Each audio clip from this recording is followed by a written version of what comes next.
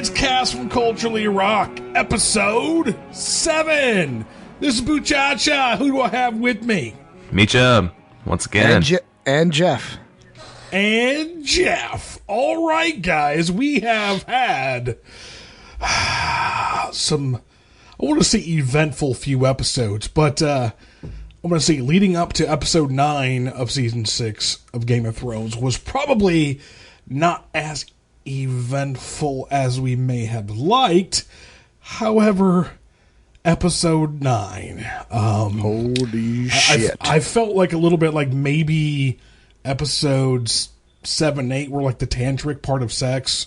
And then in episode 9, we got to blow our load. I mean, maybe like 4 seasons worth of load. Yeah. It's where it's like you have sex, you're done, and then like 2 minutes later, I'm ready to go again. Yeah. And we bukkaki'd all over the carpet again. Damn. Bukkake ruined my carpet. Have you been around for all the bukkake talk?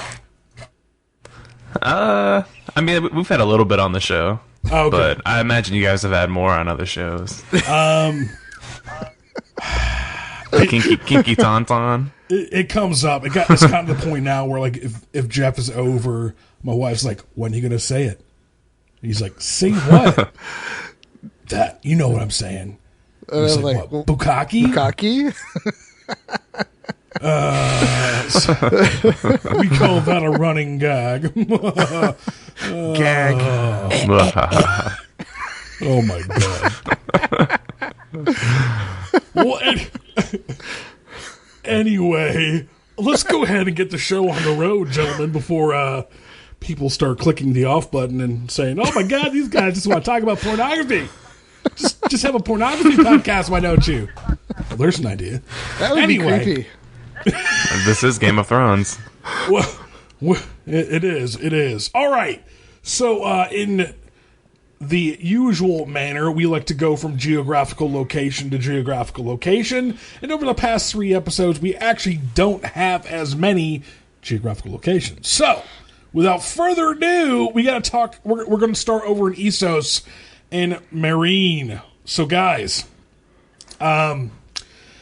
episode 7. I don't. What was Khaleesi? Was Daenerys even in episode 7? I don't think so. Oh, yeah.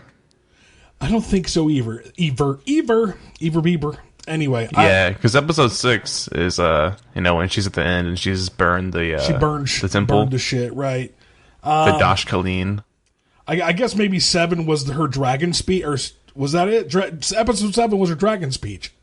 Yeah, I was just like real quick, like, wait, my dragon's here. The blood of my blood. Yeah. That's right. Okay. So we have that, which was a very rousing and inspirational speech, and she made everybody swear loyalty to her in the Khalasars or whatever. And somebody brought up, if they're all her blood riders, if she dies, they all have to commit suicide. So, ooh, motivation. Uh-oh. That's some motivation for you. That would be. Anyway, so the next episode we have sort of shit coming loose at the seams, if you will. In Mereen, we had the masters come in and start besieging the city and launching trebuchets of something like Greek fire or wildfire or whatever at the pyramid in the city of Mereen. And then you have a moment where they're all sitting around like, what should we do? And Daenerys plops down from Drogon and like, hey, fuckers, what's going on? And that's kind of where it cut out. It's like mom getting home going, what have you done? Yeah, because the shit has hit the fan. But then again, like, surely she had to realize that, I mean, honestly, I'm at the point where I'm like, Tyrion is... she should be thankful to Tyrion for Mereen still, like, standing. There's still being a city to come back to. Yeah. I mean, she left it in pretty shitty condition. She did. I mean, it was literally end Civil War. And you're right. And I mean, she comes back and there are ships, hurling fireballs at her city. So it may not look like it's but then again, much, she made such short work of them that I guess she probably wasn't that pissed off. Yeah. Which I guess brings us to the most recent episode 9, and the first 10, 15 minutes of that were spent at Mereen, where you have Daenerys saying, basically telling everybody else, yeah, I got this.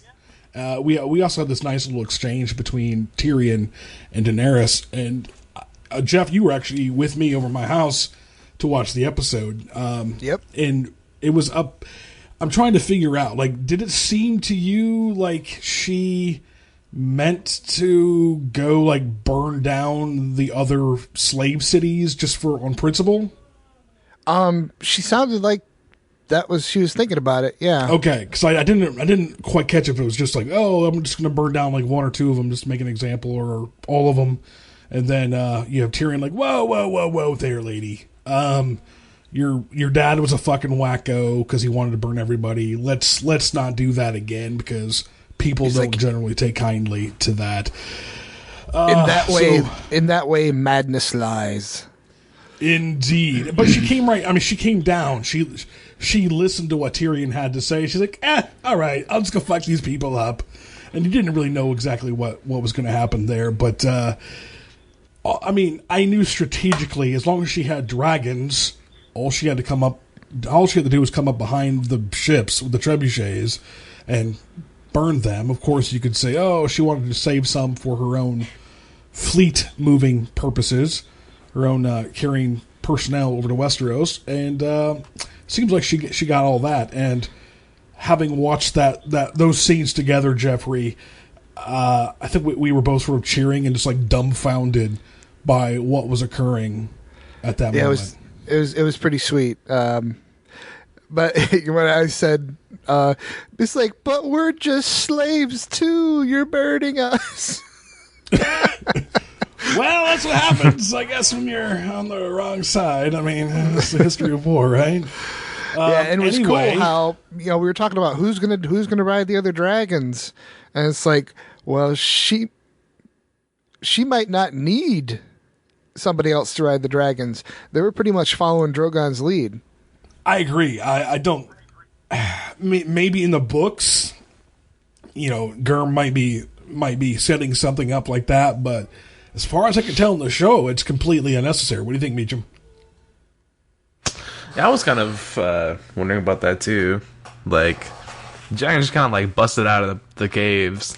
I guess they're following Drogon's lead. That she would have at least sent somebody down to hey, go make sure that they can get out, even if you just have to pull a few bricks out and run. It seemed very calibrated what she was doing there. Yeah, I don't know if she had some kind of message she can send the dragons herself, come dragons, follow me, or if it really is just Drogon. I don't know. Yeah, if there's any type of telepathic link between her and the dragon. That seems to be something with it too. There's some sort of telepathy or extrasensory. Even with Drogon appearing, while she was meeting with the masters. Yeah. Which, did you shit your pants at that part? Because I thought about it. I didn't actually shit, but I thought about it. I just kind of smiled. Had a nice little wince and just going on. That cute little part where you just kind of nuzzles up next to her. I'm oh, precious little Drogon. Yeah. It's yes. The superhero drop in. It was a nice touch. Anyway, so guys, she came to Roost. She kicked ass. She took names. She showed everyone who's boss. She kicked some ass and chewed bubblegum, and when she ran out of bubblegum, I think she made her own. So all in all, I think Daenerys is set to go. Yeah, I kind of like this Daenerys. I've been saying for a while that I'm not a fan of Daenerys, but Dany with dragons, just listening to Tyrion's wise advice, is cool with me. Yeah, I think they're definitely setting up this character for the great, that I guess that was one of the closing lines between her and Tyrion was no, I'm sorry, it's in the preview for next week's episode. You're playing the great game now, and it's terrifying. So I think that's where we're headed. Of course, before they exited for the Winterfell parts, they gave us this scene with Yara and Theon, where they finally got to Mereen and introduced themselves to Queen Daenerys. Of course, this must have been sometime after the battle, because there's no mention of that. However, we do have them present. Basically, Daenerys is sort of skeptical. She's like, "Oh, why would I want to help you out, Theon? I heard you're a douchebag." And Tyrion's like, "Yeah, he's a total fucking douche." Then he's like, "Yeah, I'm not." Say what? Should have been like, I got my penis cut off. And they're like, oh, yeah, okay, yeah. okay. Like I was almost waiting for him to say something like, "Oh, I'm not a man anymore." It's like, you have suffered enough. Insert like Price is Right losing music. Dun, dun, dun, dun. Wow. And of course, it's like, what, do you want to marry me too? And Yara's like, I wouldn't be against that. Yeah. There definitely seemed to be a little like the episode before, flirtation there. Yeah, but we found out the episode before that Yara swings that way. Yes, and am I mistaken? Going back all these, in the book and even in the first season, whatever, Daenerys is now sterile, correct? I think so. According I to the remember reading curse. that in the book. Say what? I don't know if I remember reading it in the book. I don't know if they've said anything about it in the show though. I could have sworn that the witch. I remember said something like that. I remember reading something. Yeah. Okay, so I mean, for all intents and purposes, she's sterile. So theoretically, a relationship with Yara. I mean, you're not expecting children anyway, so why not go for it? And into the books, she has availed herself of one of her servants' services a time or two. Oh, that's true. Her one of her female servants. Dothraki handmaidens. Yeah. Indeed. All right, guys. So where does that put us then? Before we move away from Mereen, yes. How badass was Grey Worm? Oh, the part where like the one guy's begging and he just sliced the other guy's throats. That was pretty cool. That was pretty cool. And then Tyrion comes up and like consoles him. Yeah, gives him like his fatherly advice. I really like that part or whatever it was. How the tables have turned. Yeah, it was pretty cool. So guys, bravo. We have a season finale coming up on Sunday, and of course, I think a lot of this episode coming up is going to be moving the chess pieces into play for what's to come next season. So where do you see those pieces moving, and where do you see Daenerys going in the future, and what do you foresee her doing? Try to be as specific as possible. Jeffrey, go. Well, I think she's going to, when Euron shows up, gonna like barbecue him and take his ships. That's perfectly reasonable if she even decides to wait that long, because they had to build a bunch of ships, and why the fuck wait for that, right? And from what they were trying to say, I guess, do you think we have enough ships? Well, maybe barely. I mean, if you could fill all those ships with personnel, I think you'd be just fine. Plus, you have dragons. Or, hey, you know what? Drop some people off and go back and come and get the rest of them. All right, Meech, what do you think? Saying the end of season 6 finale. Yep. The very last scene will be Daenerys and her horde and her dragons all on the way to Westeros. Oh, so you think it's just gonna be like it'll just be a panning view of the entire fleet and the dragons flying overhead, and that'll be the end of the episode, end of the season. Because they always end the season on Daenerys stuff. They always do. They do, don't they? And they can't wait too long to go, because I don't think the Dothraki horde was satisfied with those like 10 guys they got to kill. Right. At the city gate, like, oh, they killed like 4 harpy dudes. Oh, that's precious. Okay, well, let me ask you this then, guys. I think we have 13 episodes left, according to D&D. What do you see next for Daenerys? What do you see her doing over the course of the remaining 13 episodes of Game of Thrones? kicking some White Walker ass. So you think that's, I mean, inevitable, surely. You have anything to go with that? Any sort of intrigue, any character meetups? Well, I think she'll meet up with Jon. Okay, so you do think she'll meet up with Jon? Either that or possibly Sam. Okay, I like where you're going with that. I'll say that here in a second. Meacham, what do you think? Well, let me ask you guys. Sam is still going to Old Town in the show, right? He is. I mean, you're led to believe that, right? I mean, yeah. So timing-wise, he's going to Old Town, and he should be there and should have been there for, I guess at least a few weeks or a month or whatever. Okay. So I just don't know how much knowledge he's going to be able to gain, because I'm trying to figure out how. I mean, I think we all agree that eventually Jon and Daenerys are going to meet up, but inevitable, absolutely.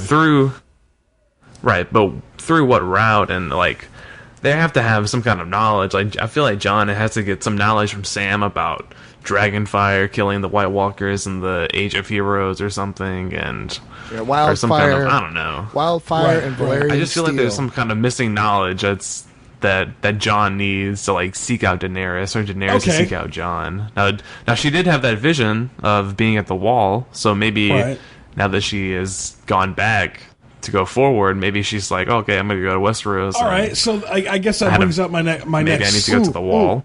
I guess where I'm going to go with this is, yes, Jeff, go.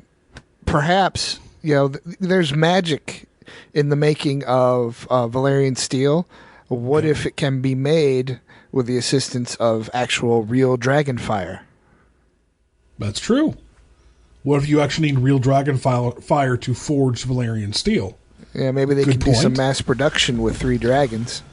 Well, you have that, but of course we also know that we can get some dragon glass at various locations around Westeros as well. Yeah. True. And of course Sam and Jon are 2 of the only people that currently live alive in Westeros, not only to have seen a White Walker, but also killed one. Which brings up, I guess, what you were saying with your point about Daenerys, Jeff. I think Samwell is almost certainly not going to stay in Old Town for very long, just because we know we have 13 episodes left.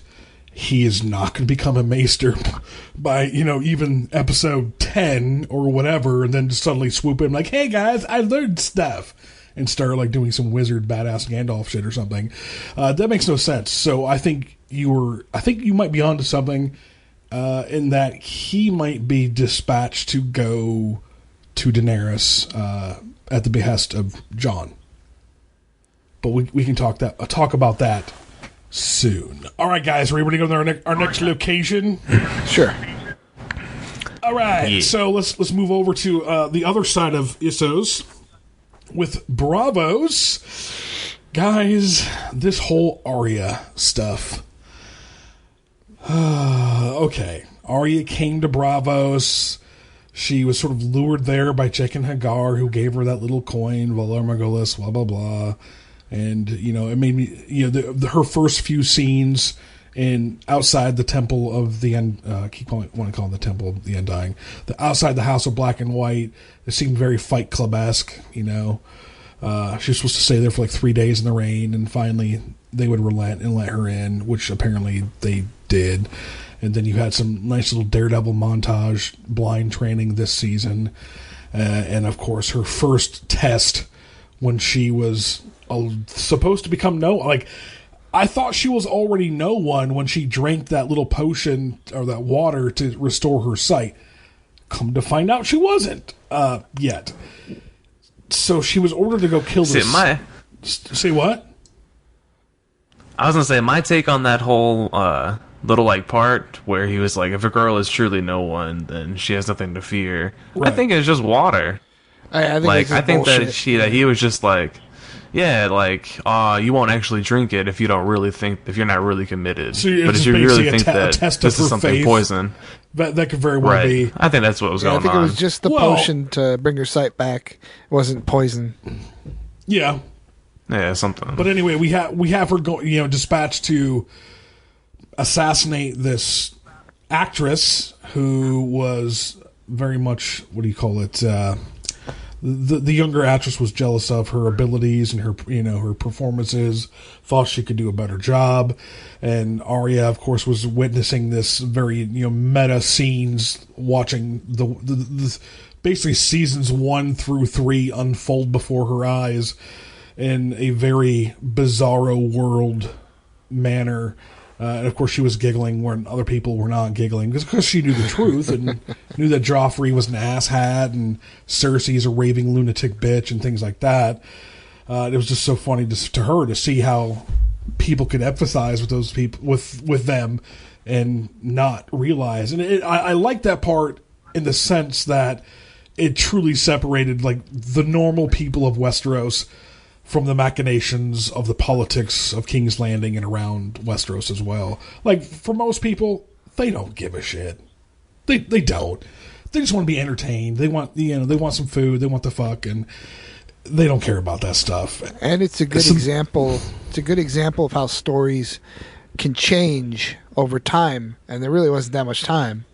But well, that's true. Misinformation and history, and of course, was written by the winners, and we know that the Cersei and company had seemed to win, although hopefully that little bit is going to change soon. All right. Well, of course, what do you do when you don't know? You make shit up. That's true. So she refuses to kill the actress, and the Waif just so happened to be sitting there spying on her at that exact moment. Thought that was a little weird. And she goes away, and of course she knows that she's a marked girl after that. She gets Needle from where she had hid it, and she goes back to wait for the Waif. And then the next episode we have, with her booking passage to go back to Westeros, and like she's sitting there chilling on a bridge when an old lady comes up to her and stabs her repeatedly in the gut. Yeah.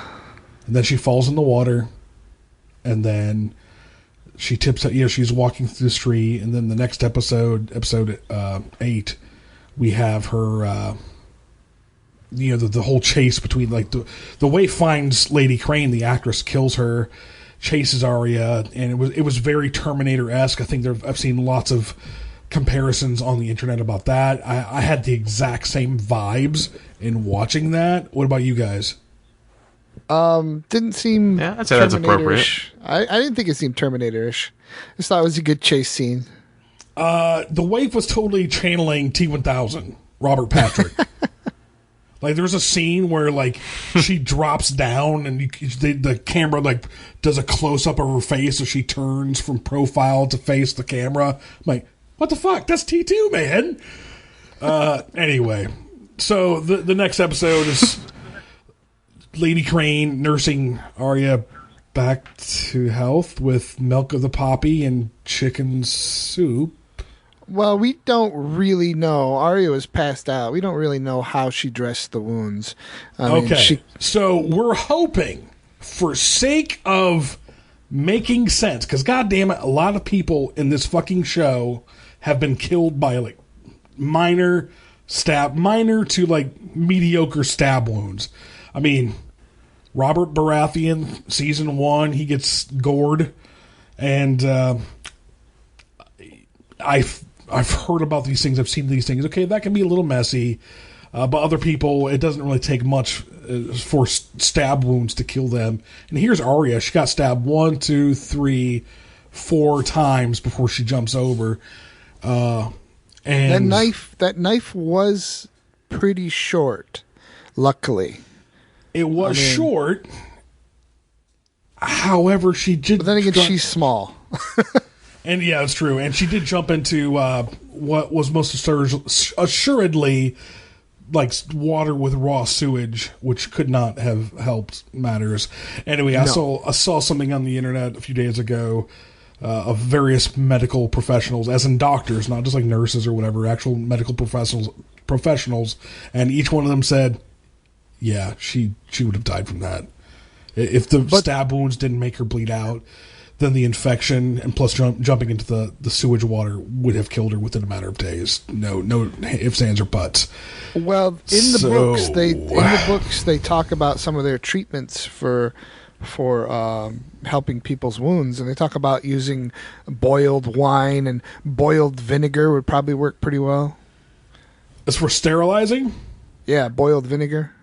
Well, I mean, I have no doubts that they could sterilize on the outside, but what do you do about the parts of the gastrointestinal system spewing out internally? Causing the septic I was shock. thinking about the knife being short. If it went deep enough to puncture the guts or not. Anyway, okay. Medical. And plus, you can pour vinegar inside. Well, I think you saw we talked about this the other night. I mean, when it comes to strange medical happenstance, you brought up the case of Hugh Glass.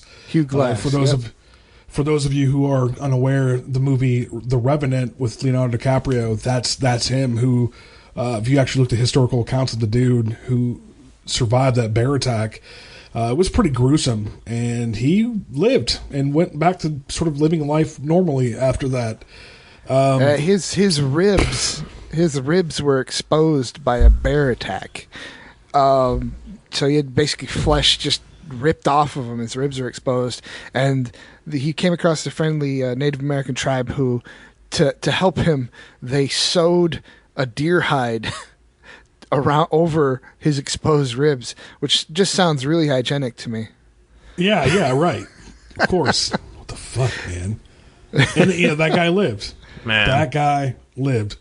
So, all right, medical advice and medical evaluation aside, what'd you guys think about what it did for her storyline? Okay, like I see the point of getting her back over to Westeros. This is the way to do it. You know, the quickest point from A to B is straight line. Basically, they were trying to straight line her story back over, but it was just odd. The whole here she's ending that particular episode in the House of Black and White, and you see the wife's face on the slab or whatever, and she's like, "Why'd you send her to kill me?" And, why do you think he sent her to kill you? You dumb fucked up. You didn't do your job. People get fired for that.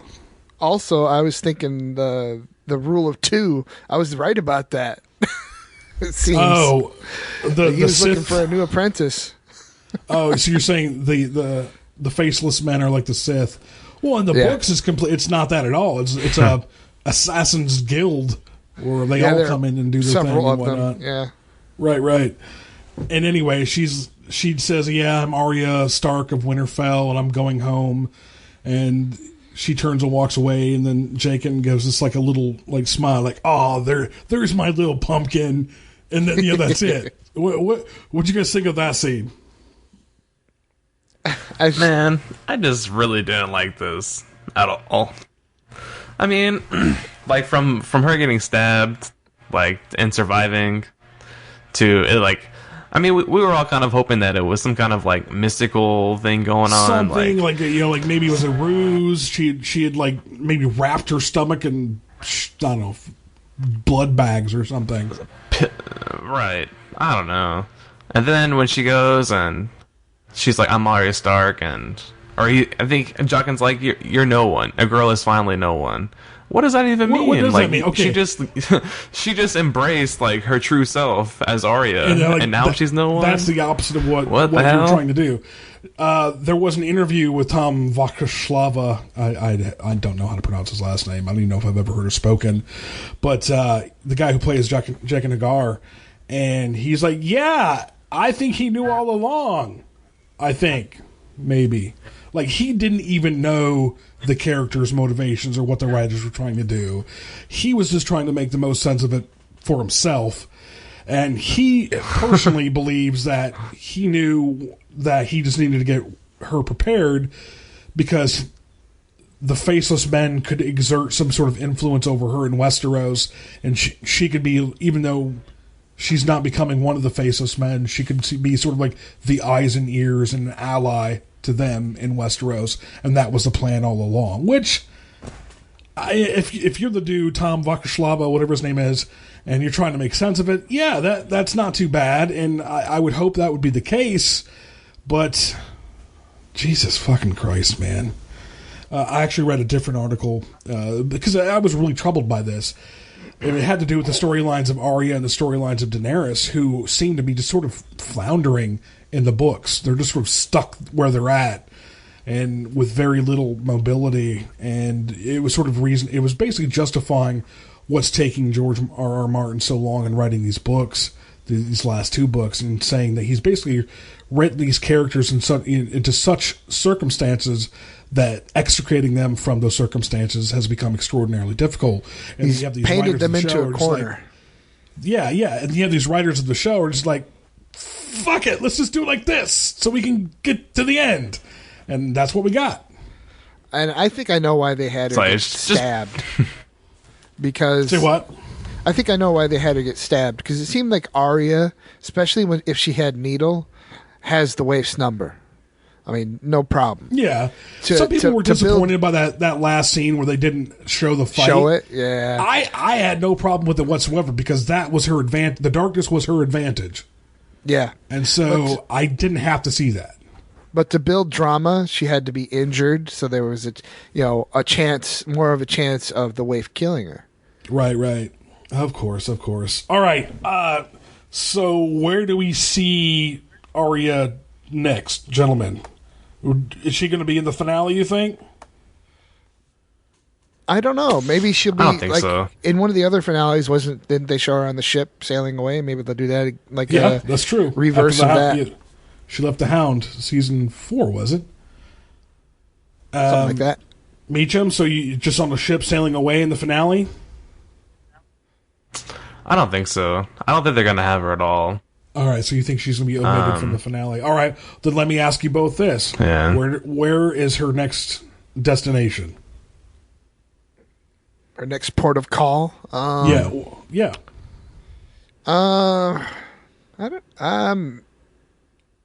I think she's trying to go home. Yeah, I agree. I think she says, I'm going home. When she's talking to Jaqen, doesn't she? Yeah. She could just mean Westeros, but I think she fully intends to follow up. And I've heard, I've seen people think like, oh, she's going to go renew her vow to the list. But you know what? She hasn't really said shit about her list in a while. And I think she's noticed that when she leaves her list alone, the people just die anyway. And I think she doesn't feel that compulsion anymore to go kill people on her list. I think she's really and truly headed home to Winterfell. Yeah. I don't know if they'll show her in some port town in Westeros or not, or if they'll just show her as she's getting to Winterfell. People are like, oh, she wants to kill Walder Frey. I'm like, I think Walder Frey is about to get fucked. What do you? I mean, I want her to kill Walder Frey. We're going to talk about that in a second anyway. But all right, I'm having a brand vision. All right, go. All right, my brand vision is the next character that Arya encounters will be Gendry in one of these port towns. Oh, Gendry. Oh, at first I thought you said Gingery. Yes. I'm like, why do you want to hate the Gingers? I mean. That's what I thought you said at first too. I think they'll just come across him still rowing in the middle of the ocean. They'll have to rescue him. Maybe. He's like halfway to South Rose now. I'm almost there, guys. I'm almost there. All right. Go with your brand vision. Oh no, I'm serious. I think that she's gonna actually encounter Gendry, because I remember reading something really recently about I don't know if it was George R.R. Martin or it had to have been George R.R. Martin had confirmed that they were going to have another scene together, either in future books or something. I remember seeing something like that. I thought in the books. You know what? I could foresee it. I think they're moving the pieces on the board in such a way where we're going to see a lot of faces we haven't seen in a while, and I think Gendry is as much of a possibility, and probably more so than a lot of the others. So yeah, man, I can see it. I dig it. I think on our way home, she might encounter him. Maybe he's crossed the narrow sea by now. Oh, I would hope so. Wait. What about a love connection, guys? A Gendry, Arya love connection. The last of the Baratheon line with one of the last Starks. making babies. Huh. That could be. I wouldn't be against it at all. That could be an interesting solution. This whole time I've been Rickon and Shireen marriage, but I mean that's obviously not gonna happen now. The seven heavens, I guess. Yeah, because or something. Dun dun dun. Red Heaven. They're all dead. Okay. All right. We'll talk a little bit more about that, I'm sure, a little bit as far as where we're sitting the board. Gentlemen, let's move along to the Riverlands. All right, guys, we're at the Riverlands, and how about that Hound? Sandor Clegane. He's back in town. The long-thought dead, even for book readers, we had an idea that the Gravedigger character was, in fact, Sandor Clegane, and that we might get something called Clegane Bowl. Lots of people thought we were getting a setup for that. I would like to point out, however, I've never been a fan of the Clegane Bowl. Maybe I'll tell you why in a second. Anyway, guys, the Hound back. What'd you think? He epitomizes wrath to me. He's like the wrath of the show. Ooh. Very, just. Are we going to get into some sort of like correlation between Game of Thrones characters and perhaps like the 7 deadly sins? You could probably do that pretty easy. Who's Sloth? Hey, you guys! Besides the that's true. Robert Baratheon. Very good, very good. Or would he be Lust? I think Lust would be like Jaime. Or Theon. Theon, that's Theon would be that's Lust. True. Yeah, you guys' penis cut off, yeah. All right, enough of this Judeo-Christian parallels. We're done. Put the kibosh on that. The 4 horsemen. Anyway. All right, guys, so the Hound's back, and Jeff thinks he's the epitome of wrath. Meacham, what do you think? Did you like the turn in the story, or were you hoping for Clegane Bowl? Now, I'm not ruling out Clegane Bowl at all. Oh, you're not ruling it out? No, it's definitely not going to happen as trial by combat in Cersei's trial. But I think that there could still be some way that they end up fighting each other. Yeah, it may just happen. That's true. That's true. It could still happen. Yeah. Or, maybe when the White Walkers start invading the rest of Westeros, as everybody sort of goes to the north to fight the White Walkers, what if Zombie Mountain is enthralled to the Night King and he becomes a White because he's already dead?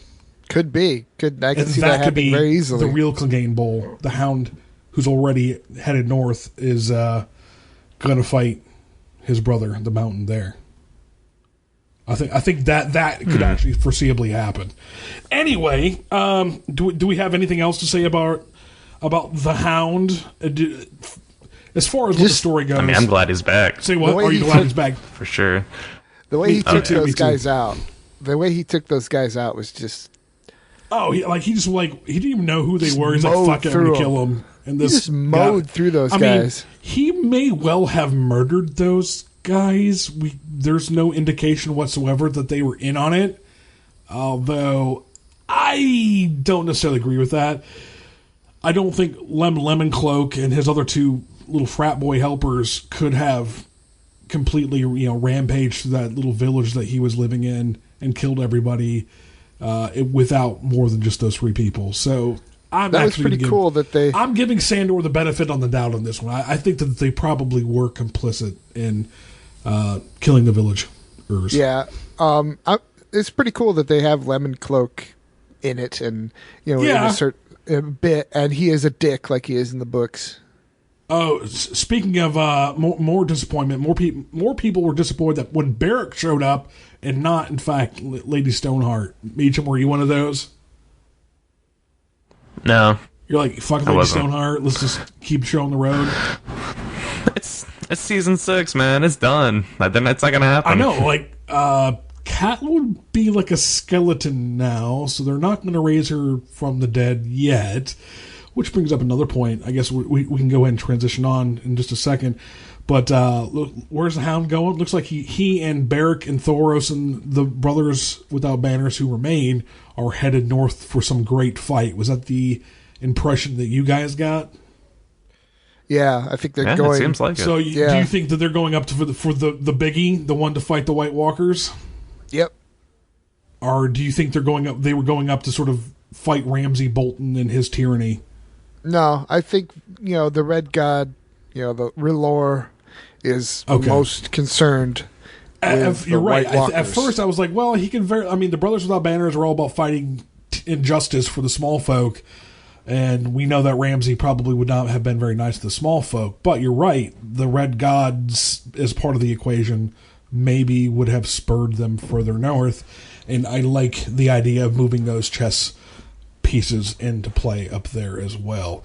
All right. And if they have, what's the one priest with the Brotherhood without banners? Thoros of Myr. Yes. He could be the replacement for R'hllor with if Davos kills Melisandre. Oh, we could talk about that in a minute. I do have something to say about that. Yeah, maybe.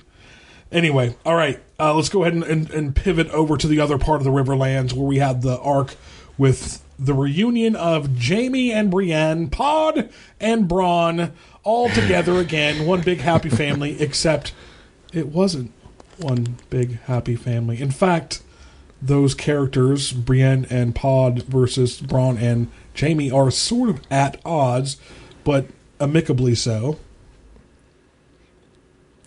Yeah, it's like, guys, don't fight. It was sad, a little sad,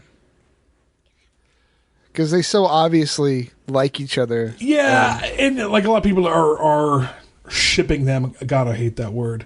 But they want them to be in a relationship. I don't see it. I think it's two people who platonically have found some sort of mutual, not just admiration, but platonic love for each other. Like, they care very deeply for each other as human beings, because maybe the other are one of the very few human beings on the planet who understand who they really are, and I think it's entirely based on that.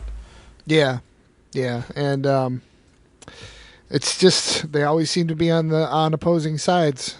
That's the problem. Oh, indeed. Of course, we have the siege of Riverrun and the Blackfish trying to hold the Lannister army at bay. And when Jaime and Bronn come up to them, to the phrase that is, they're trying to threaten Blackfish by saying they're going to kill Edmure. And Blackfish is like, fucking kill him already. Whatever. Jaime's like, you guys are a bunch of asshats. Go sit down on the bench. You're riding the pine for the rest of this. And Jaime has this nice little conversation. Basically, he tells them you have to treat him well. He is nobility. Treat him well, get him fed, clothed, whatever. And then he has this nice little heart-to-heart where Edmure is like, oh, you're the fucking Kingslayer. Nobody can trust you. Nobody likes you. You have no friends. And then Jaime's like, you know what? I love my sister. I love my family. We're just going to go back to... I just want to get back to King's Landing so I can take care of her and fuck everybody else. So I'm going to launch your baby over the sides of the wall if I have to make sure that happens in a timely fashion, which is a line directly out of Feast for Crows. How'd you guys like that? Well, it just seems to be confirming our suspicions that Jaime is a nice guy, except when it comes to his sister. His sister fucks him up. Well, you could look at it conversely as well. In his defense, even though it's pretty dastardly, such a move actually does save more people. His threat, whether he planned to go through it or not, and I'm sure Edmure believed it would at the time, and we don't ever get to see if he would have carried through with it or not, but he saved more lives by just threatening that than he did by fighting. True. Which is like old Jaime versus new Jaime. Old Jaime was just, he was a caged dog. But when Catelyn had him under lock and key earlier, he was just, he was a caged dog, and he would have bit anybody's hand who tried to get in his way, to the point of where he even killed his own cousin. And then here we are, and like he wants to get back to Cersei, but I also think he knows this is best for everybody if he does do that. What do you think, Meacham? I think you're right. I think he was doing it to avoid casualty. I think Jaime can get away with doling out like those kind of threats. Yeah, because that's what old Jaime would do. Yeah, but new agree. Jaime, I don't think would actually act on those. I tend to he's just agree got with leeway. that. His reputation. I also and here's the difference between book Jaime and show Jaime is I really dig like how by the time we get to Feast for Crows, he's really just like done with Cersei. And in the show, he's very much like he wants to take care of Cersei and the one child they have left, Tommen. But like even that, the motivation's different, and I see why they've done it differently. Like he can't just be done with Cersei, because I think what's going to be happening next with the storyline, it actually requires him to be more invested in Cersei rather than to have washed his hands of her. And, talk about old Jaime versus new Jaime. I think old Jaime would have been like, oh, we have to storm the castle and kill everybody? Sounds like fun. Yeah, sounds like fun. I think you're right on the money on that one. All right. So, Jaime takes over Riverrun because he basically tells Admir to go in and he's the Lord and just give it back over. That was weird. That was like the second death. I mean, they didn't show the Waif's death, and then they didn't show the Blackfish death. It's like, okay, Blackfish is dead. It's like, well, we saw the Waif's face. I'm going to say that counts. The Blackfish, you want to know my honest opinion of why they didn't show it? Because he's not dead? Because that actor didn't seem to be in like the best health. I don't think they wanted to have to show him fighting. Oh, okay. That's just like my take. Because if you notice how he walked, he didn't really walk very well. So I'm just like, you could put it in a stunt double, but nah. They could have CGI'd it. They could have CGI'd it like Revenge of the Sith. That's true. Also, they needed to save some money for episode 9. Ooh, true. That's true. We got a shit ton of dragon in that episode. Though no ghost. Mm-hmm. No ghost. And the horses. Jeez. No ghost. Okay, so R.I.P. Blackfish. What do you think, guys? What's next for Jaime? What's next for Brienne? Well, let's talk about what's next for Brienne, because I think the Jaime conversation is a little bit longer. Brienne headed back to Winterfell. That's it? I think so. Yeah, I guess so. Okay, so that's one more chess piece up towards the north. And then we have Jaime, who is... Maybe, yeah. I'd say maybe she'll encounter the Brotherhood going north. That's true. That would be weird. Have her meet up with the Hound again? Yeah, I mean, right. Well, we know if the Hound is headed towards Winterfell for whatever reason, and Brienne, of course, is headed towards Winterfell, then they're going to meet again. And how do you think that's going to go? I don't know. They have no reason to fight. It's a lot of reunions. I think that they're doing it on purpose. I think it's very, very intentional. I also think that Arya headed back to Winterfell is, I think she and Sandor are meant to go find each other for the story. Yeah. Some sort of reunion in that regard. Yeah, exactly. Batman and Robin. And everybody can be I mean, we're starting.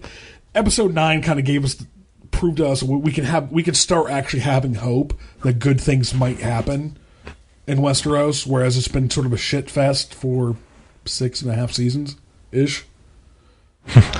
Until episode 10, when the wall falls, and the entire Night's Watch gets destroyed. Yeah, it's like good things can happen, but a lot of people have to die first. That's true. All right, guys, Jaime, where's he headed? What's next? King's Landing? Well, okay, ultimately, definitely, but according to the next episode preview, he is at the Twins with Walder Frey, and we had that weird little, scene where Walder Frey is toasting to the Lannisters, or it basically sort of mirror images what he says in the Red Wedding, like Lannisters and the Freys send greetings or whatever the hell that was he said in the Red Wedding episode. Did you guys catch that? Yeah. Yeah. Walter Frey just seems to. Even if he's not, he just seems to be up to something. Is it him that's up to something? He always just seems to be up to something. I agree. Oh, yeah, I think he's a dastardly character in that regard. All right, so do you not think maybe Jaime's going to set things right with that? Because if you remember, the Red Wedding was all Tywin's. It was really Tywin's master scheme, and of course, Walder Frey broke the most sacred and hallowed of all laws of Westeros when he killed people who were supposed to be under his protection. The law of hospitality. So, do you think that maybe Jaime does something about that? I don't know.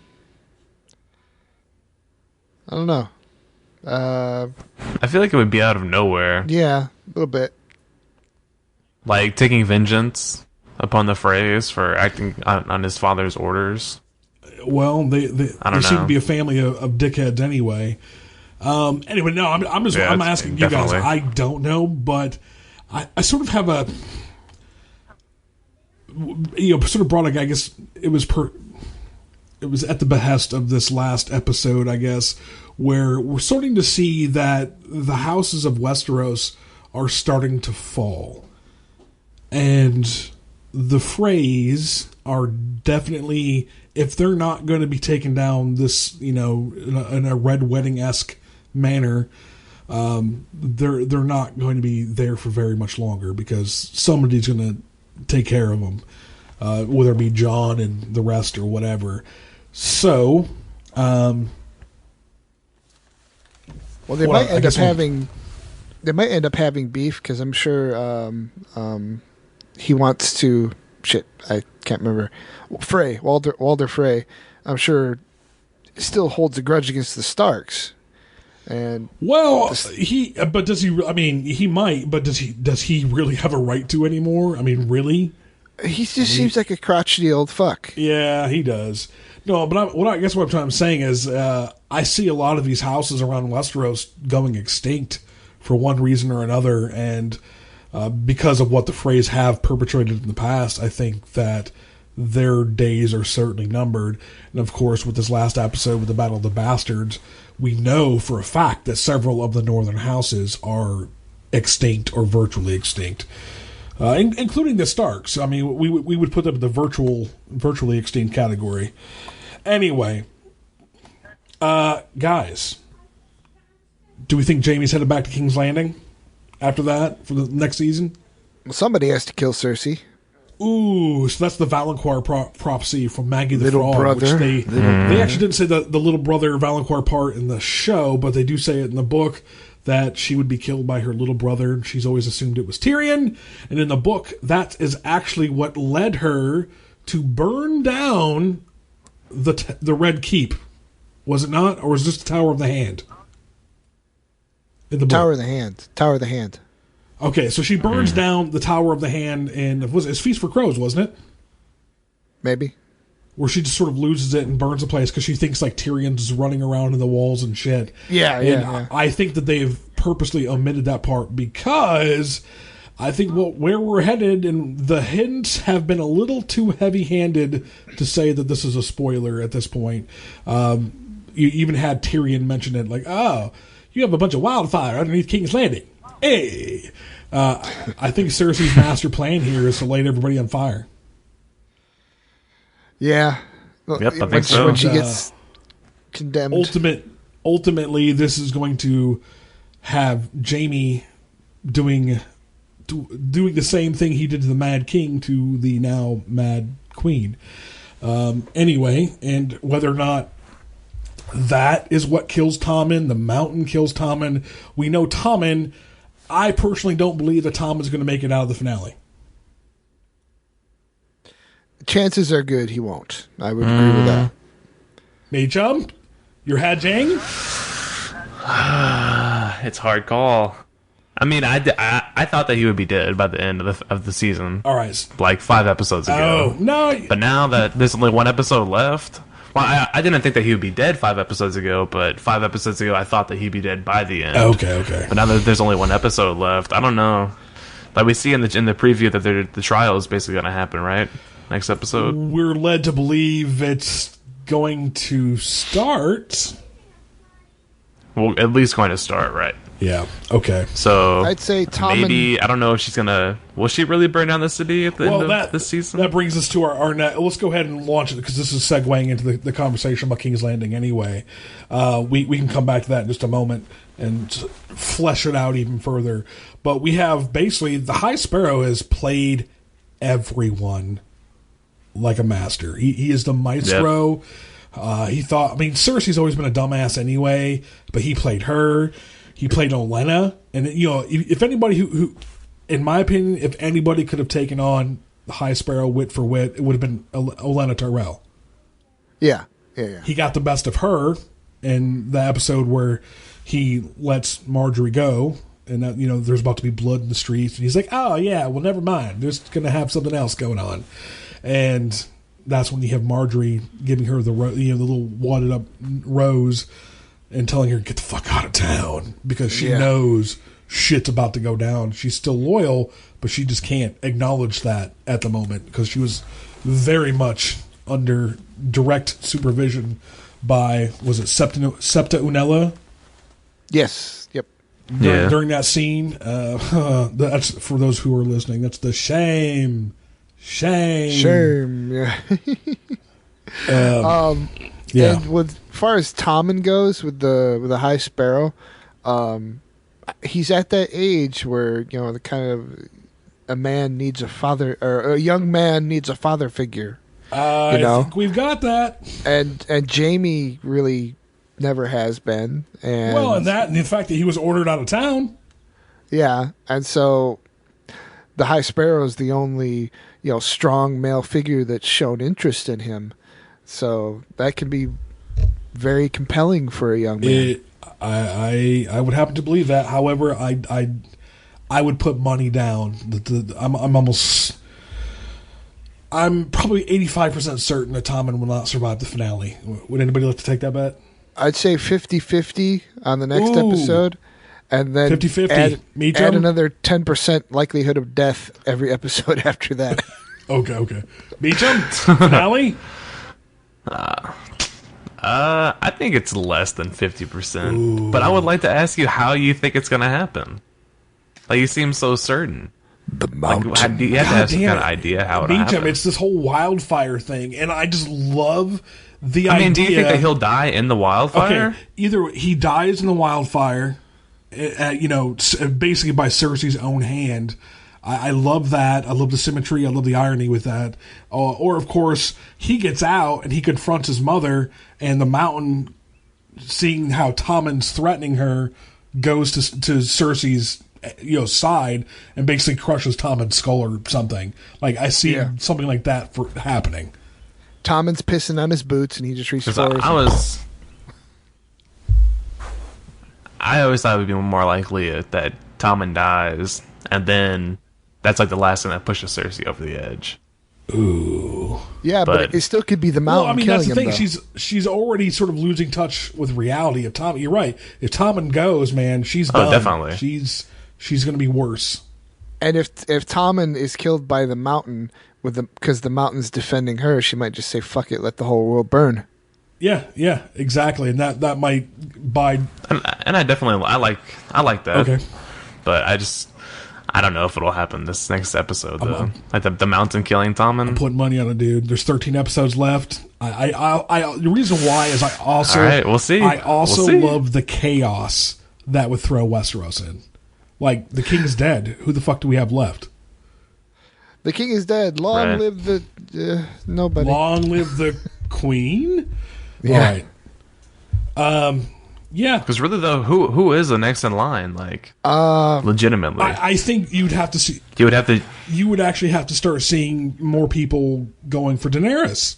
Like, well, shit, she's over there. Right. We heard she's cool. Let's bring her ass back. I think that's more. Yeah. But then again, if King's Landing's destroyed, who's to say? But who would be the next? It would be absolute anarchy across the Seven Kingdoms. But who would be the next person in line in Westeros, though? There would be none. Yeah, so I'm thinking. I mean, the most. Yeah, there's no more Baratheon. No, and of course there.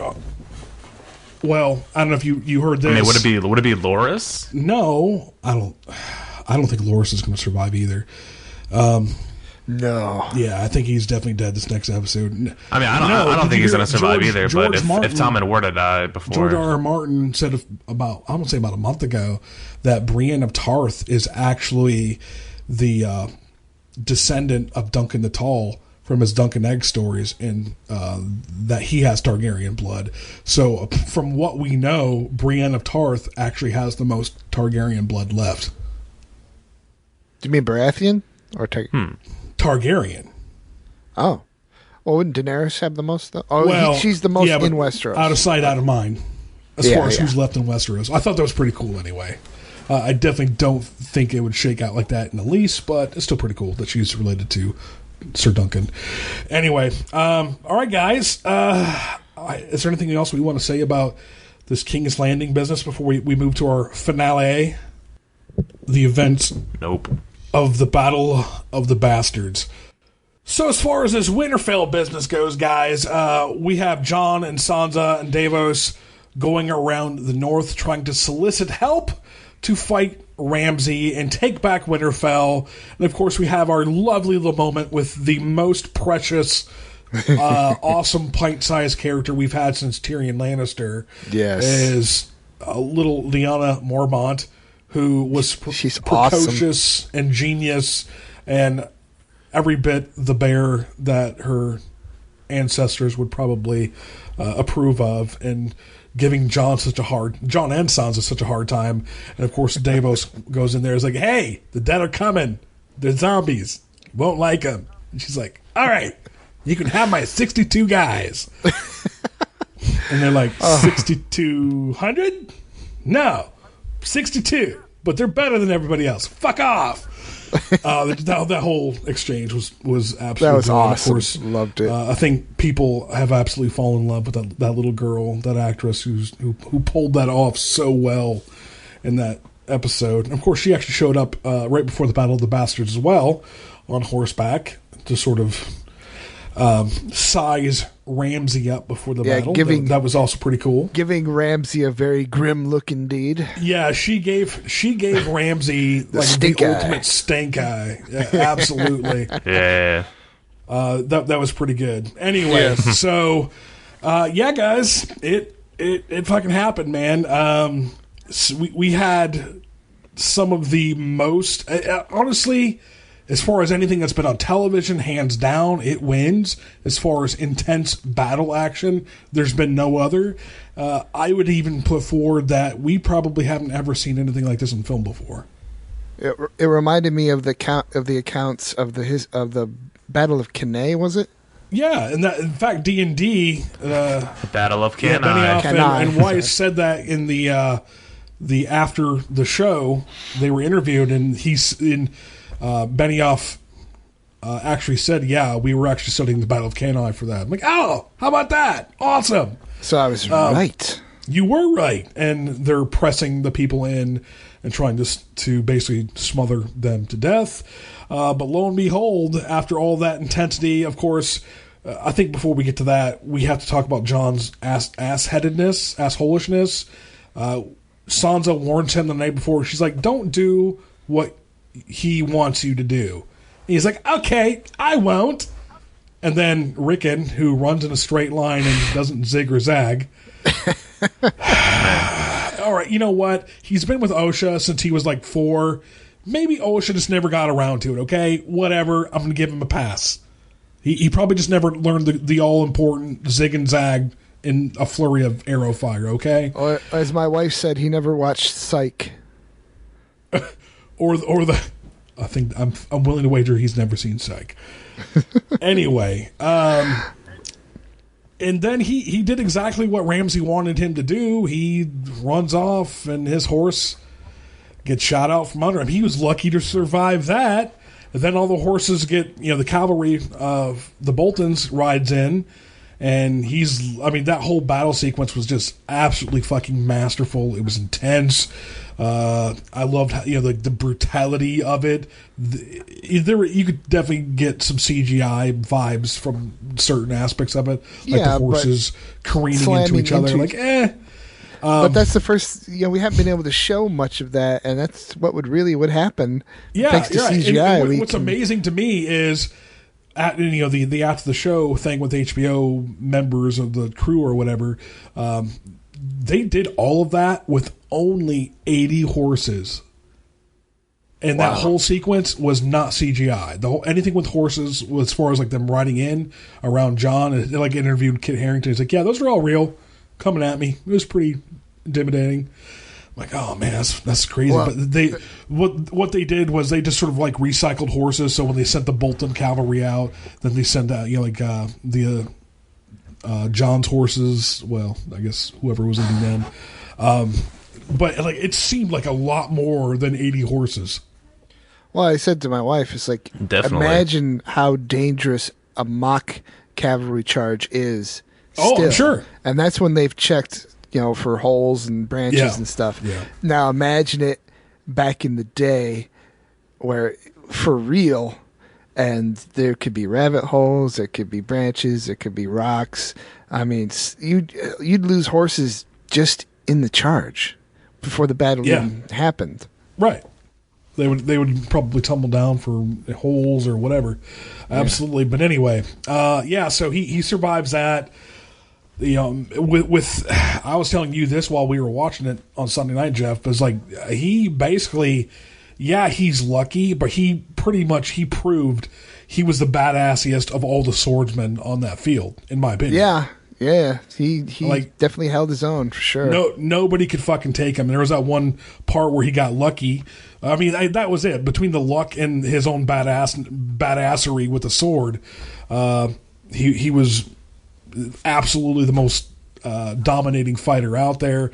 And of course, you have I love the scene. Of course, I'm fast forwarding a little bit to where we're talking about the Canai part with the shields crunching everybody in. He was basically getting trampled to death, and this scene was actually very important to me. I'm gonna see if you guys think the same way. The fact where he's just on the ground and he sort of has this look of abject hopelessness on his face. And everything's getting tighter. They were playing the sad music. They were playing the sad music, and everything was getting tighter, and he couldn't breathe. You could tell he couldn't breathe anymore. And then all of a sudden, you see him fighting, struggling up to the top, and finally taking that last, that deep breath from the middle of the pile. For me, up until then, Jon has just been going along with what other people have basically told him to do. He wasn't really glad about being resurrected, and he didn't really care about death. He didn't really seem to care about a whole lot. But for that scene, to me, it seems like this is the first time since he's been resurrected where he's choosing to live. Well, and plus there's dying, and there's being trampled and suffocated to death. Well, it looked like he was about ready to throw in the towel. He's been dead. Surely that aspect doesn't frighten him. Yeah, he's like, he chose to live. He's like, I'd rather get my head cut off or stab through the heart than get trampled to death. I mean, he acknowledged the stakes and he chose to live, man.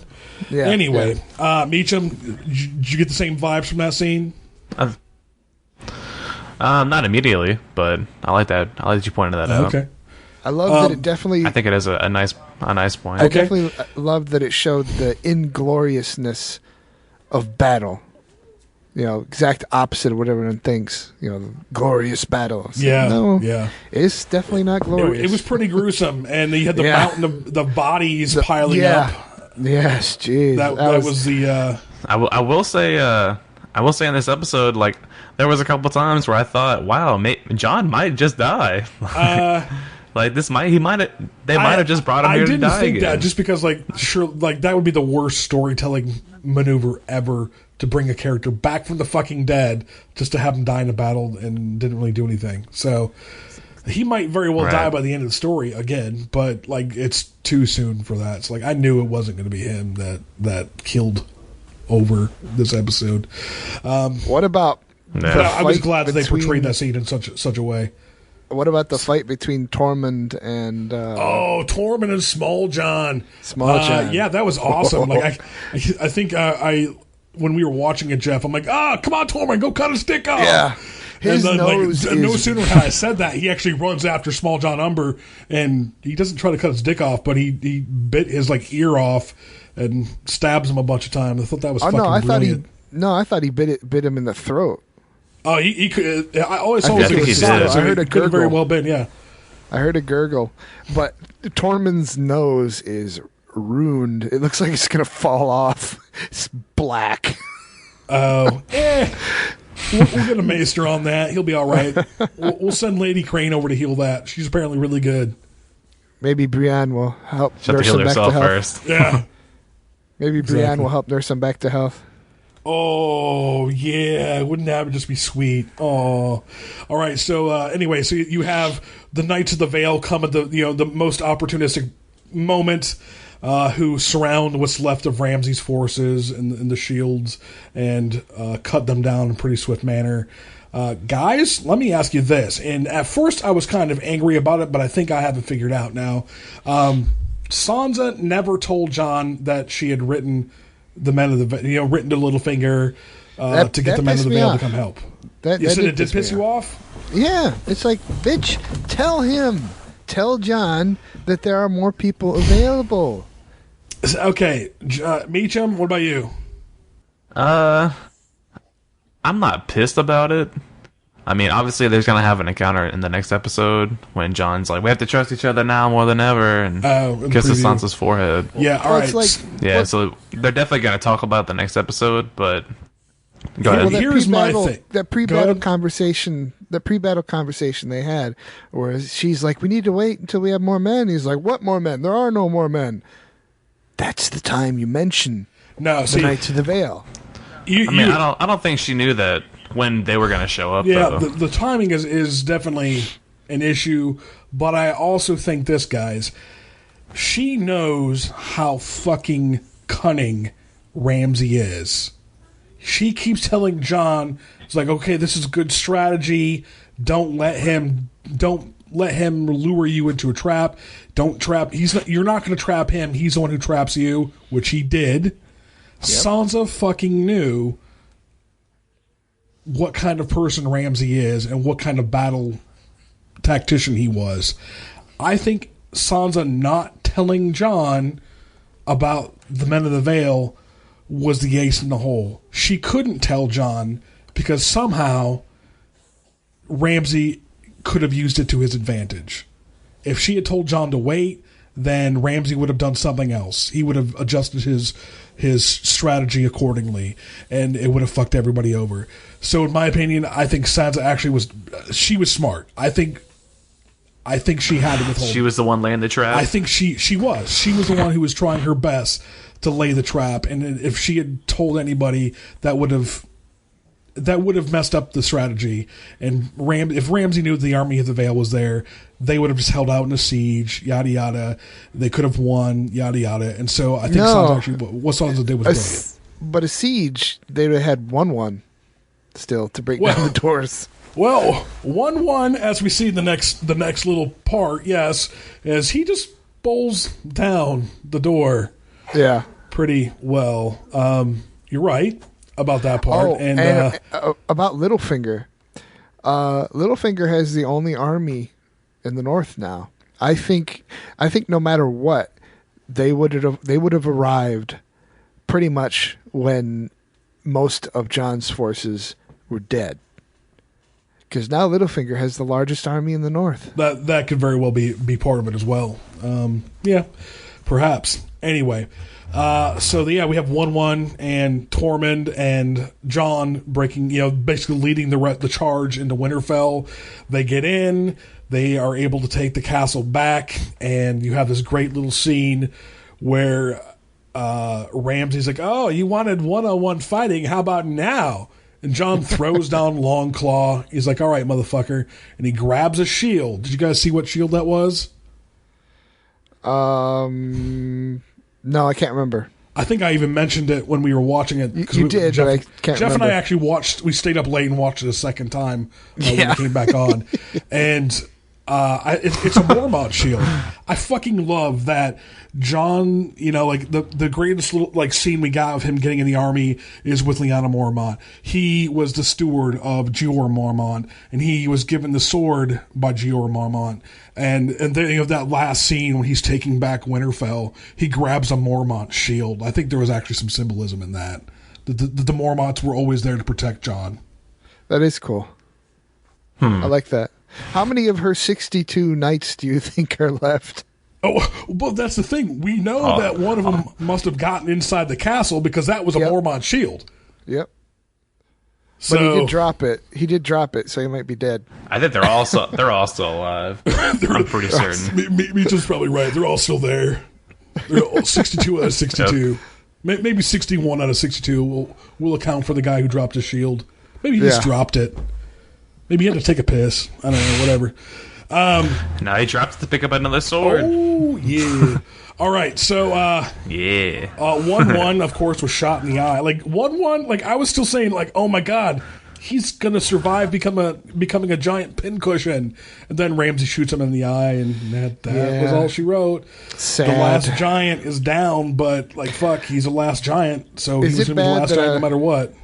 Is it bad that I was more sad about 1-1 than I was Rickon? I think we all were, honestly. I mean, I've been yelling 1-1 since that episode where they come, with their attack, they go on the wall, where 1-1 comes back to save Jon's body or whatever. I'm like 1-1. Yeah, absolutely. Gotta love some 1-1. And anyway. So R.I.P. Rickon, R.I.P. 1-1. Guys, what's next for the North? More war. Winter has done come, Winter is coming, and that means The Winds of Winter is the title of the last episode, and we have that little scene. The only thing we actually get from the preview of the last episode, the finale, is Jon and Sansa talking about we have all these enemies in the North, or all our enemies are great, but I don't want to say he's overstating. I think he's just paranoid-ish because his friends at the wall stabbed him, and he's definitely going to keep the people he trusts the closest and the people he doesn't trust further away. Guys, you also mentioned the thing about Davos. Do you think Davos is going to kill Melisandre? Because during the episode, he finds the stag that he had carved for Shireen at her little burning pyre. Yeah, it would seem weird, out of character for him to just let that go. You think so? I actually think it would be out of character for him to kill her like that. I don't think he's gonna kill her.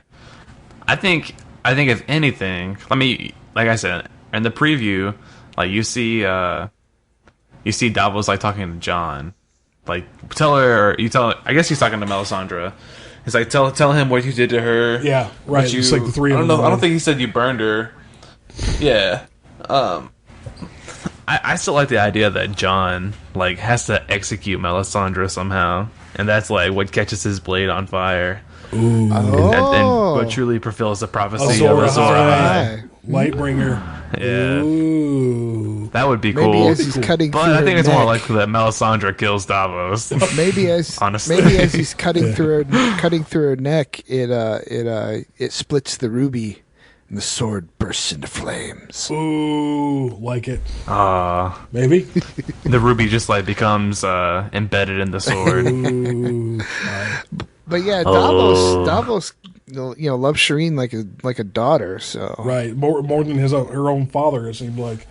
Yeah. I don't think that Davos is going to kill her. I think, if anything, Melisandre would go into some sort of self-imposed exile and sort of watch things from a distance rather than be cut down by Davos. And frankly, if Davos dies, I'm going to riot. So that better not happen. He's probably become my favorite secondary character, if that makes sense. He's like one of the. How many of the good guys actually who aren't main characters? Even the main character good guys die. So it's like, Davos, you're a nice guy. How the fuck are you still alive? Right. In the Game of Thrones. All right, so as far as the finale goes, you see, okay, maybe that happens. I think, there's definitely going to be some sort of power consolidation. Guys, that's the question. Who's going to rule Winterfell, Sansa or Jon? Littlefinger. Oh, maybe Littlefinger by proxy. Peter Baelish. Say what? Peter Baelish. Ooh. For sure. Maybe. What do you think, Jeff? He wants Sansa's hand in marriage for the army. Oh, do you think he wants her hand himself, or do you think he wants to marry off to Sweet Robin? I don't know. No. I don't know. I don't think so. I mean, imagine he has the power to, if they're married, he can control both the Vale and the North. Seems like a very little finger thing to do. Yeah, it does. It does, but I think he's done with all the secondary, the vicarious control. I think he's just ready to have his own. And just saying, "Hey, I want to marry Sansa." That's a little too much thinking with his dick. I don't see that happening. I think I just think the time's getting thin. Okay. I think. With Littlefinger, he's seen that if you stand out, you get knocked down. So playing from the shadows is a good way to have power, but also stay alive. Yes, I would agree with that. It's true. It's definitely true. All right, guys. So you say Baelish by proxy. What do you think, Jeff? I think the whole patriarchy stuff. Like they're going to make a woman king. That shit didn't fly back then. I think they've actually gone a long ways towards indicating things like that. You have the girls taking over in Dorne. You have Daenerys and Yara and Mereen. You have Sansa kicking ass, taking names, and basically being the reason why Jon and company win the Battle of Winterfell. I really like the idea of her being Queen of the North. Yeah, but I think they're going to give it to Jon. Just because. But he's a bastard. Which brings up my next point, guys. We know, according to the preview for the season finale, that Bran is at the wall about ready to cross over or whatever. And it looks like I think it's his preview. It looks like he's going to warg. Also, I should point out that the actor who plays young Ned from the Tower of Joy scenes is actually listed as an actor in the finale. So we know that we're going to get some more Tower of Joy in the finale based on what we've seen in the preview and what we've seen on IMDb. As reliable as that is, I think it's very reasonable. Guys, here's what I think is cooking. I think Bran is headed very much towards Winterfell. I think he's going to be getting the rest of the story about Jon's parentage. Not only that, he's going to be bringing more warning of what's to come and how dire their circumstances are. Regardless of who is ruling Winterfell, I think that they're going to be sending, like Jon is going to send word to Samwell, like, hey, a raven isn't going to make it across the sea. I need you. He's going to send a raven to Samwell. I need you and even Gilly to cross over and find Daenerys and tell her she's going to land, like to get her to land to the north. And basically, I think all the chess pieces are getting moved into the north. Or if you've ever played the game Risk, I think all those little pieces are getting moved up into the north portion to defend against the invading army. It's like, dear Sam, apparently I am king of Westeros. I did not know that until recently. Well, maybe not Westeros, but the North anyway. But also, I think he's a perfect person because he's the only other one who's seen and killed a White Walker. I actually think Daenerys would fucking love Samwell. Have they talked about the White Ravens in the show? No. I wonder if they'll do that. You talking about the winter thing, the signaling winter is officially here? Yeah. No, they haven't. But you know what? I could see that happening in the finale, maybe. And the winds of winter. Do you think this like horrific gale force wind's going to come down and knock the wall down? Ooh, I don't know what it's going to be, but I think it's going to be something. it's going to be something. I think know. Meech and I, we've both been saying it now. The wall, I actually think it's going to happen, or at least start to happen in the finale, of something with a wall coming down in the finale. You think so? You still think that? I don't know. I'd like to see Daenerys get to Westeros It's just first. the timeline. Say what? It's just the timeline. It just seems like we keep saying there's only going to be 13 episodes left. Like, that's not yet confirmed, but if there are 13 episodes, like, the wall has to fall and Daenerys has to come over here, and there has to be at least like 4 or 5, 6 episodes where there's like, it doesn't seem like there's going to be a solution. So you know? maybe the finale of, I don't know, man. Like, how? Well, I guess plunging Westeros into chaos politically again, and even more so than it was the War of Five Kings. Yeah, it's going to be a massive power vacuum. And like I said, I think he's inviting Daenerys, or I should say they, Sansa and Littlefinger and Jon, and even Robin will sign off on, like, hey, come land here. We welcome you, and come help us fight the White Walkers. They're coming. I think Bran is also going to, he's going to tell Jon, like, dude, you're fucking Targaryen, and this is where your destiny is. And like when he and Daenerys finally meet, he's like, Bran might say, like, oh, by the way, that's your uncle, cousin, uncle. She's your aunt. That's what it is. Sorry. I don't think they're going to beat the White Walkers at the wall. I think they're going to have to retreat some. Well, I agree with that. I think the Island of Faces is going to come into it. Oh, yeah? Why is that? It just seems like it should. You're talking about what's over there by Harrenhal, right? I'm talking about the God's Eye? Yeah, God's Eye. Yeah. I think that should come into it. I think it should. I mean, that would be cool. That's where the original pact was made. That's true. Between the Children of the Forest and the First Men. That could very well be. So that'd be cool. Maybe that's where the new pact. It all ends where it began. Maybe that's where the new pact will be made between the White Walkers and the humans. I don't know. That's true too. That's true. All right, guys. Anything else we want to say about all this business? Or maybe if they can capture the Night King and take the obsidian piece out of his heart, turn him back into human. Oh, maybe turn all the rest. And everybody lives happily ever after. Yes, everybody. Do you remember the theory, Buchanan, that we talked about there being a Night Queen? Yeah. The Night King just wants his Night Queen back, and she's in the crypts of Winterfell. Yeah, that there's also there's a theory about there being a dragon underneath Winterfell. I dig that one too. Oh, because of the I like to see heat? Bran just like get back to Winterfell and he just knows what to do. He knows that there's a secret vault, and he has to like place his hand on the wall in a certain way, and it opens up this door. Yeah, because of the hot springs. Very like national treasure like. because of the hot springs, there's a dragon under Winterfell. That's the theory. There is. There's another dragon. Yeah, I think so. Because like the water, like because basically Winterfell's on a hot spring or whatever, and that's what keeps it warm and able to survive the winter. But there's like it's one of the stories that Old Nan says, or it's based on one of the stories Old Nan says about how there might be a dragon underneath there who warms the water. Oh, and what about that story about one of the leaders of the Night's Watch had a White Walker. Yeah, wife, that's the actual basically. Night's King story. Yeah.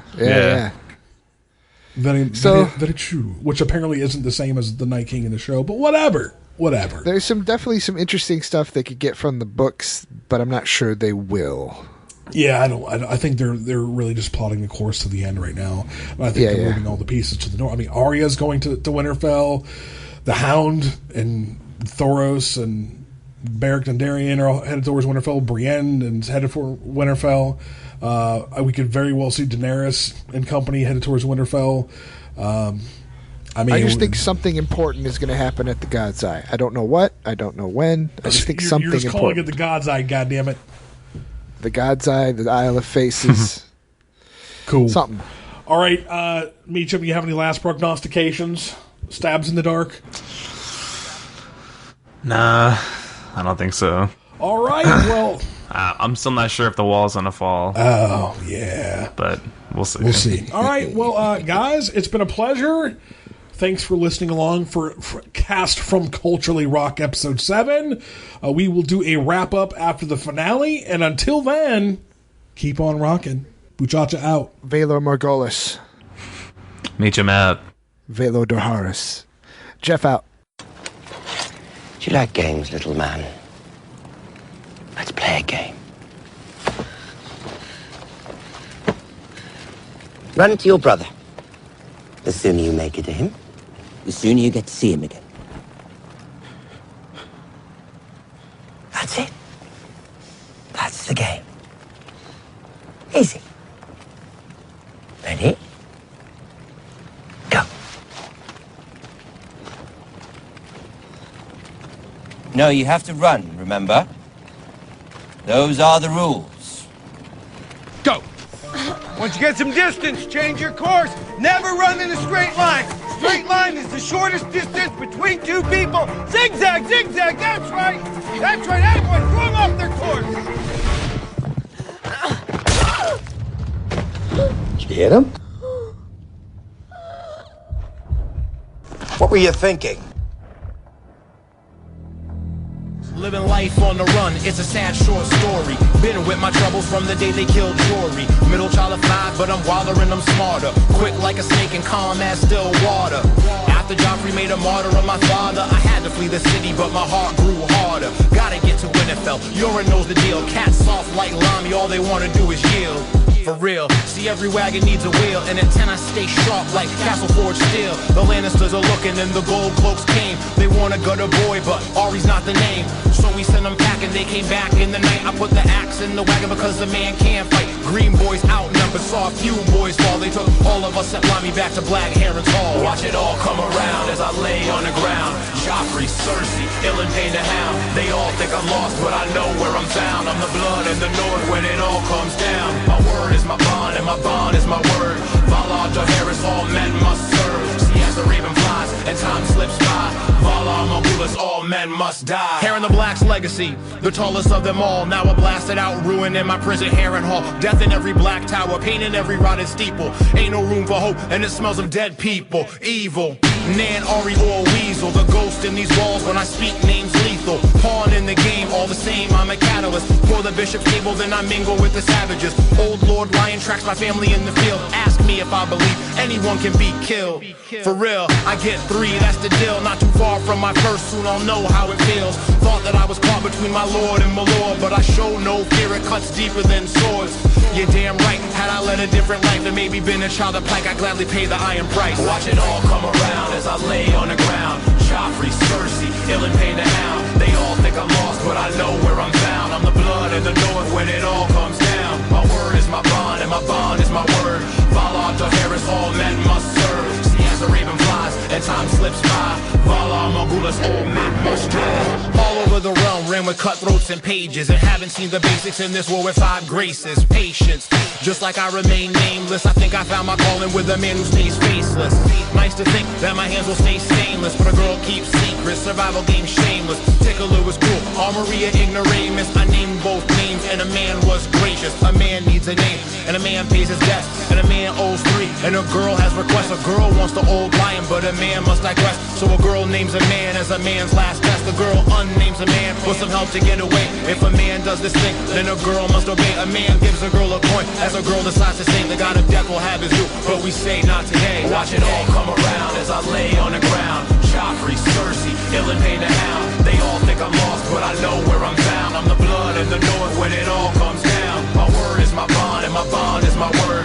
Valar Dohaeris, all men must serve. See as the raven flies, and time slips by. Valar Morghulis, all men must die. Security and networks. See, if I had my druthers, if I could go back and do something, I would probably do like internet security stuff. Me? Yeah. If I had my druthers, I'd go back and porn star. Yeah. I don't think your wife would care for that too much. Yeah, probably not. Probably not. Okay. Anyway, are you gonna? Until she saw how much money I was making. I don't think they make that much. The male porn stars? No, they don't. Come on. They get paid to Come on. ass mostly. Yeah, they get paid in vagina. All right, yeah. Jeff, you gonna count us back in? All right, in 3, 2, 1. Dead.